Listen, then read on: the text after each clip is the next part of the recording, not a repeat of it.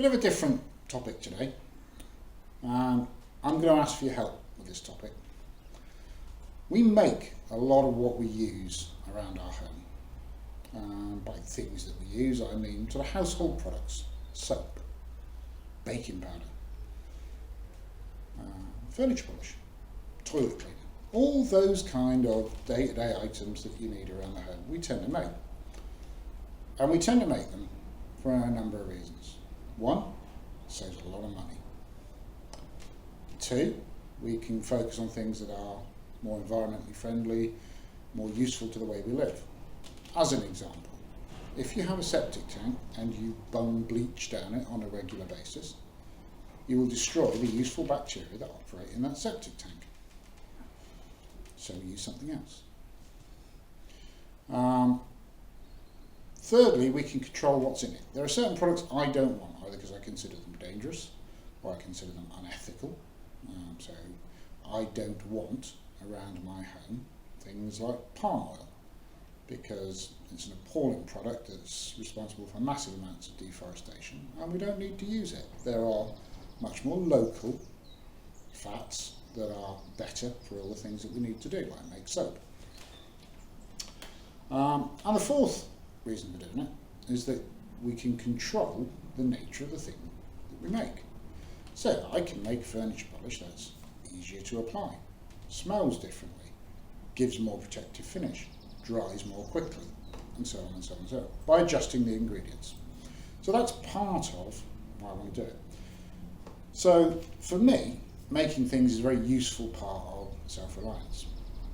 But we were asked to start this channel by you guys, and I need to know, is this the sort of thing that interests you? If it isn't, we can do more chickens, we can do more gardening, we can do more food preserving.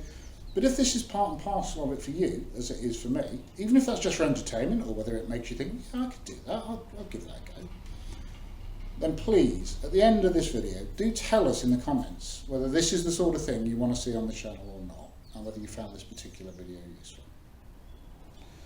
And I thought I'd start off with a relatively simple thing, which is furniture polish. And in my normal form, I'm going to go into a little bit of the why and the how, as well as just give you a formula to slavishly follow. So, what's furniture polish for? Well, it stops wood drying out and cracking as a rule. So it forms a barrier and sort of almost nourishes and feeds the wood. And that's clearly not true because the wood is dead. But it basically keeps the wood in a good state. Protects the wood from outside damage. Yeah. So if you've got a layer of wax over your dining room table, the odd bit of food spill or what have you won't penetrate the grain of the wood and stain it. It's protected. It also keeps off some of the sort of insect life that can be inimical, like woodworm, because they don't actually get to the wood because there's a wax barrier in the way. So that's where it comes from. And it's a combination of three things. Wax, which forms that hard barrier, oils, which penetrate into the wood, and then what's called polymerize, they form a polymer. So they go into the wood, they soak into it, they swell the grains up, stop it sort of drying out and cracking, and then they form almost like a hard band underneath the wax. And solvents. And solvents are necessary because if they weren't, the wax would be so hard it'd be impossible to apply. So what you want is something that softens the wax during the application process, but then effectively evaporates and leaves the hard protective layers of oil and wax on your furniture. And by changing what you use for each of those and the relative quantities of them, you can change how the polish works. So that's what we're going to do today. In a minute, I'm just going to show you the basic ingredients of the polish we're going to make, and it's so simple. It's all natural. I will tell you exactly which plants and which animals it comes from, and then we'll get to how do we actually make the polish. So let's have a look at the ingredients first, and then we'll get to the actual method of combining them. Come on. So let's talk about the ingredients that we need to use to make some furniture polish. Three basic ingredients: a wax to sit on the surface and provide surface barrier, oil to penetrate the wood and to sort of seal it, nourish it, etc. And a solvent to soften the whole lot up, make it easier to apply, and then evaporate off into the atmosphere, leaving a hardened layer. We're going to use natural ingredients for all of those. And the wax we're going to start with is beeswax. This is a block of beeswax that I refined when we were keeping bees. Sadly we don't now because Fiona developed a bad allergy to bee stings. So from a safety point of view, not worth it. But we still have access to a lot of the stuff that we produced and friends who still keep bees. If you don't, and I do prefer to buy any beekeeping products from a local beekeeper, but if you don't have access to that, there is a really useful product. You can get this pelletized beeswax, and that makes measuring it out and working with it considerably simpler, because a big block of beeswax is hard and you have to use a grater or shave bits off to get the quantities you want, which can be inconvenient. Oil. I'm going to use linseed oil. You can use almost any oil, but there's a reason that I use so-called boiled linseed oil. Linseed oil comes from the flax plant, so it's basically flax oil. Linseeds come from flax. Boiled linseed oil has not just been boiled, it's been boiled with chemicals, particular forms of metal salts that cause it to polymerize in air. Yeah, I'm sorry. Jargon. Polymerize, harden, chemically change and harden. Okay? If you boil raw flax oil with certain chemical salts, metal salts, it means that what's left, when exposed to the air, will go through a chemical change and harden. So that oil is brilliant for protecting your wood, like your tool handles, your axe handles, etc. Wipe it on, it soaks into the wood, and then it hardens. It's almost like varnish, but it isn't. It doesn't sit on the surface like varnish, it's inside the wood and protecting it. Brilliant stuff. That reaction, that polymerization, is exothermic. It gives off heat.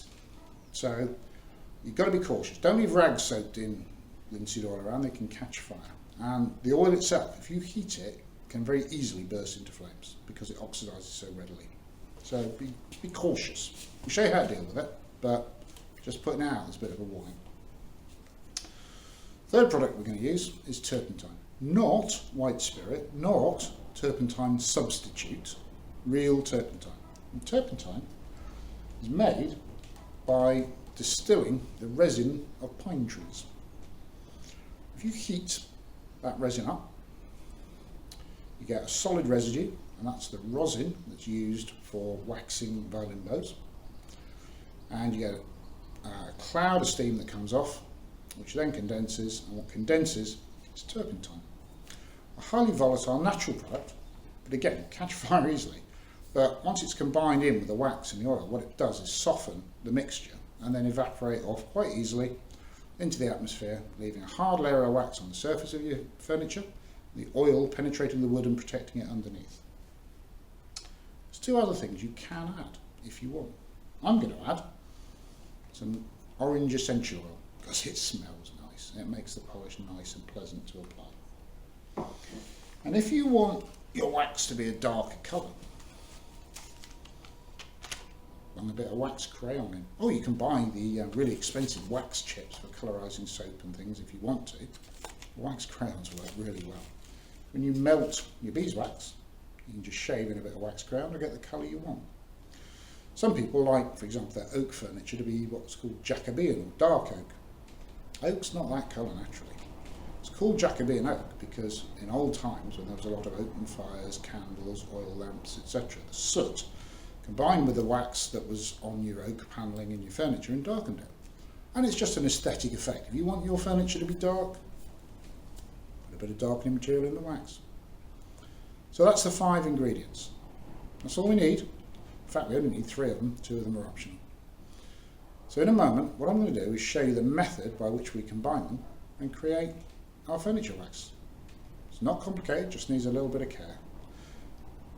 The linseed oil is nasty stuff. I recommend wearing gloves. When you're heating anything, be careful of your fire precautions. So have a fire blanket around, wear gloves.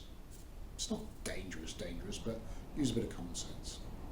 Right, let's have a look how it's done. I'm going to make my furniture polish and then pour it into jars.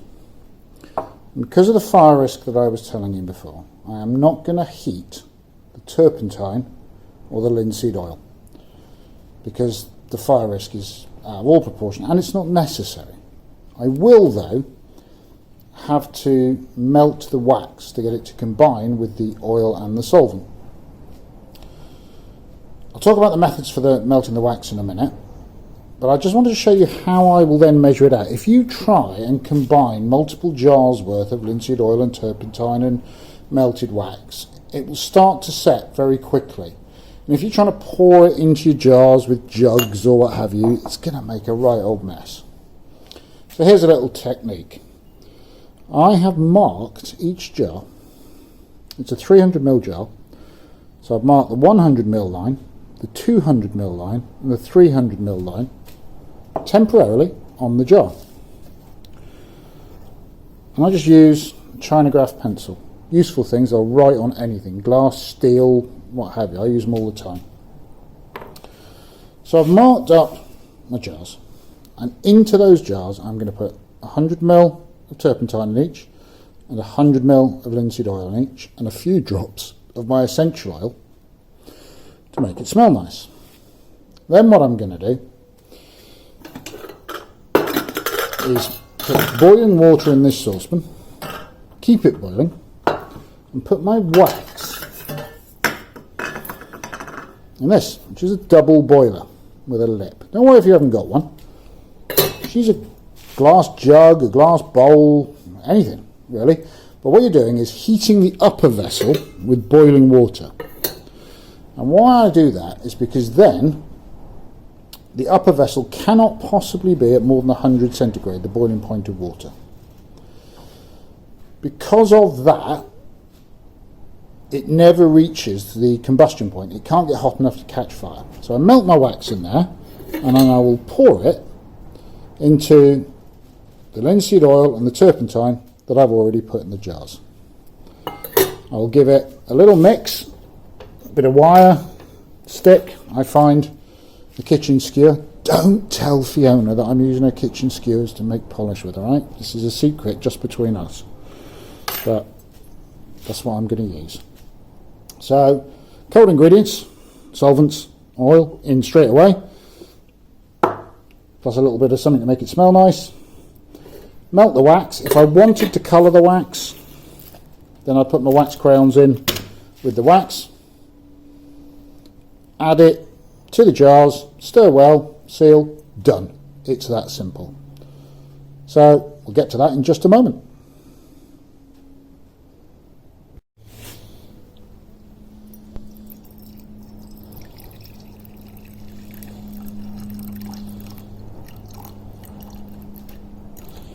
So, 100ml real turpentine. Remember, not turp substitute or what have you. Proper turpentine.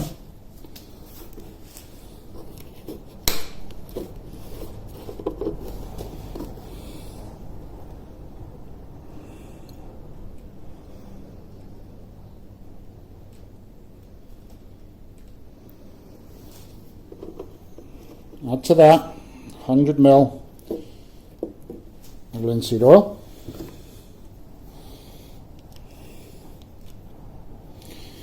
There's no dropper in this, so we'll go very careful. Just a little few drops of essential orange oil.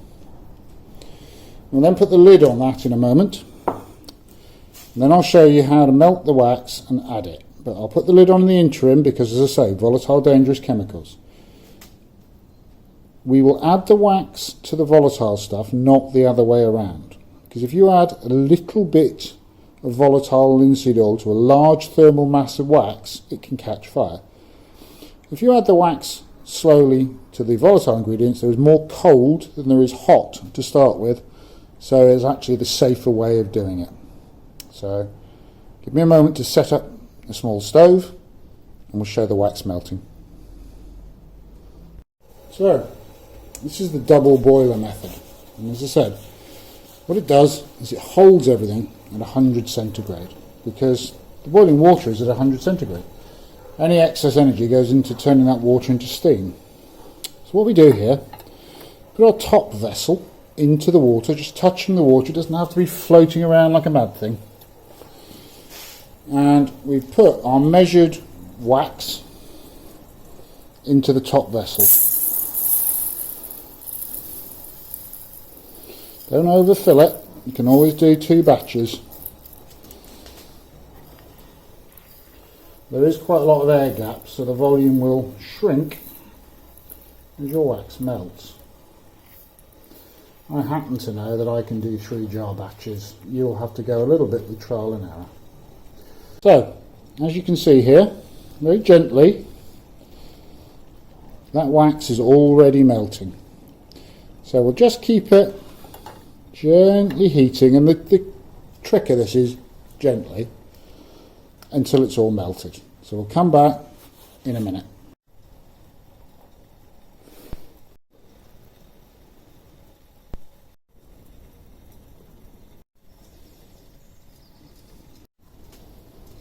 So there we have it. Gently warmed wax melting safely into as low a temperature as possible, just to get it into a liquid state. Now I'll carefully move the stove aside, and we'll show you how we combine the wax with the other ingredients. So, I'll carefully just remove the lid of the jar.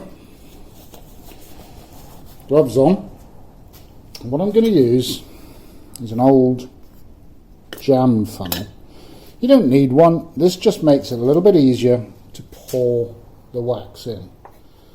So, you can see why I like this double boiler, because it's got a convenient handle, it's got a lip for pouring, and very gently you can see it almost instantly returns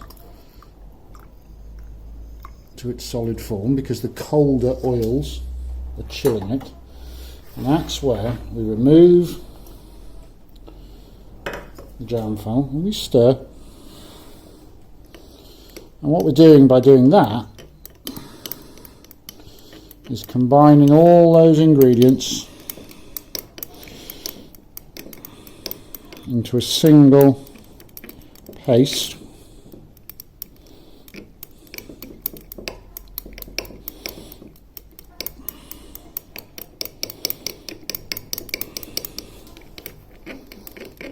And you can see that the sort of grain size shrinks as we do that. Now, if you really wanted to be absolutely certain, some people will advise you then to warm this jar again in water. I'm not a fan. I think that's going to be absolutely fine as it is.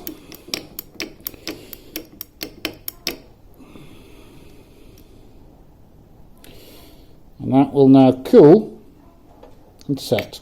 And you can see it's setting already. And you want it to be basically something that is barely solid at room temperature, because then as you rub it in, you know, it will smooth. It's almost like a butter type consistency, where as you rub it, it will smear and cover and go thin. If it's rock hard, clearly it doesn't apply well to the wood. If it's too soft, it will just pour like a liquid, and that's no good either. So this particular combination of ingredients works well. I'm going to make up the other 2 jars now, and we'll have a quick final chat before we finish. So there we have it. We've made 900 millilitres of pure beeswax polish, labelled the jars. I just took a look online. 100 mils of good quality wax polish is about £5 to £6. We've made 900 mils. So somewhere between £40 and £50 worth of polish for a very small fraction of that price in ingredients. And, most importantly, we can control it. If it's a bit soft, we use a bit more wax, a little bit less solvent. You know, if we want it to penetrate a little bit more oil. You know, we can vary those ingredients. Don't like the smell? Add a bit of essential oil. It's ours, and you and I, together, could make that stuff from first principles. We could build a still and make turpentine. We could produce, with a press, linseed oil. With a pot of water, we could refine our own beeswax. Nothing in here that we can't make together from local ingredients and a little bit of nous. Also, once we've got these techniques down, shoe polish, saddle soap, all those other household products that we might need to use, we can make. And I'm really happy to show you those, if that's of interest. If it's not, that's fine. I'll keep it as my own weird little hobby. So I hope that's given an insight into what this type of thing might be like. It's a bit of a longer video than it would be normally because I wanted to talk about why I was showing it. And I'm really, again, seriously, going back to what I said at the beginning, I'd love you to tell me if this is of interest, if the video is too long or if it's too short, if there's too much information or too little, or whether you'd just rather stick to the sort of garden, chicken, food type topics. Let us know. Please give us a thumbs up or a thumbs down if this video deserves it. Leave us a comment, hit the subscribe button. Thanks for taking the time if you've made it this far. Really enjoy showing you this sort of stuff, and you have a lovely day. Hopefully we'll talk soon. Take care.